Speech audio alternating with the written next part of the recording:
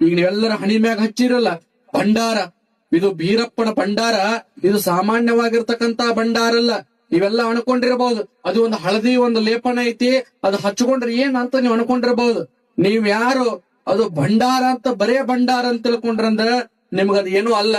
ಅದು ನಿಜವಾಗ್ಲೂ ಪರಮಾತ್ಮನ ಭಂಡಾರ ಐತಿ, ಅದು ಬೀರಪ್ಪನ ಭಂಡಾರ ಐತಿ ಅಂತೇಳಿ ಭಕ್ತಿದಿಂತ್ರ ನಿಮ್ಮೂರ ಬೀರಲಿಂಗೇಶ್ವರನ ಗುಡಿ ಒಳಗಿನ ಭಂಡಾರ ನಿಮ್ಮ ಹಣಿ ಮ್ಯಾಗ ಹಚ್ಚಿದ್ರ ನಿಮ್ಮ ಜೀವನದೊಳಗ ಬಂಗಾರ ಆಗ್ತದ, ಬಂಗಾರ ಆಗ್ತದ.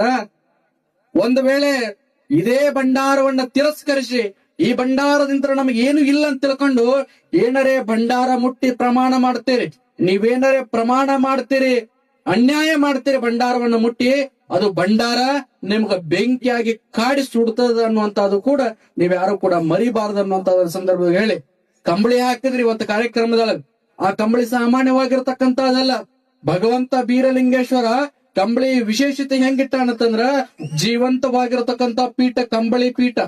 ಇಡೀ ಜಗತ್ತಿನೊಳಗ ಯಾರೇ ಅನುಷ್ಠಾನ ಮಾಡಬೇಕು, ಸಿದ್ಧಿ ಮಾಡಬೇಕು, ಏನಾರೇ ಒಳ್ಳೆಯ ಕಾರ್ಯಗಳ ಮಾಡಬೇಕಾಗಿತ್ತಂದ್ರ ಕಂಬಳಿಯನ್ನ ಮೊದಲು ತಂದು ಪೂಜೆ ಪುನಸ್ಕಾರಗಳನ್ನ ಮಾಡಿದಾಗ ಮಾತ್ರ ಅದು ಪೂರ್ಣ ಆಗ್ತದ.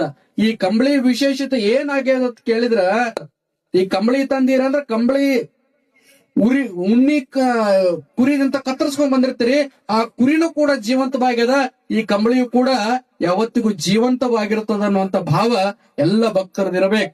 ಇದು ಜೀವಂತ ಪೀಠ ಅಂತ ಕರೀತಾರ. ಕಂಬಳಿಯ ಪೀಠವನ್ನ ಜೀವಂತ ಪೀಠ ಅಂತ ಕರೀತಾರ.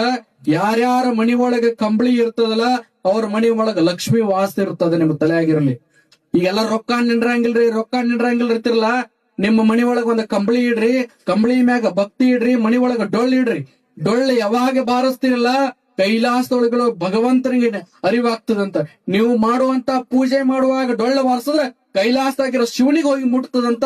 ಅಂತ ಪವಿತ್ರವಾಗಿರ್ತಕ್ಕಂತ ಕಂಬಳಿ ಭಂಡಾರ ಕಂಬಳಿಯನ್ನ ಎಲ್ಲವೂ ಕೂಡ ನನ್ನ ಸಮಾಜಕ್ಕೆ, ಎಲ್ಲ ಧರ್ಮಕ್ಕೆ ಆ ಭಗವಂತ ಬೀರಲಿಂಗೇಶ್ವರ ನಿಮಗಾಗಿ ಕೊಟ್ಟಿದ್ದಾನ. ಅದನ್ನೆಲ್ಲವೂ ಕೂಡ ನೀವು ಬಳಸಿಕೊಂಡು ಈ ಭಕ್ತರ ಬಾಳೆ ಬಂಗಾರ ಆಗುವಂಗ ನೀವೆಲ್ಲರೂ ಕೂಡ ನಡ್ಕೋರಿ ಅನ್ನುವಂಥದ್ದನ್ನ ಹೇಳಿ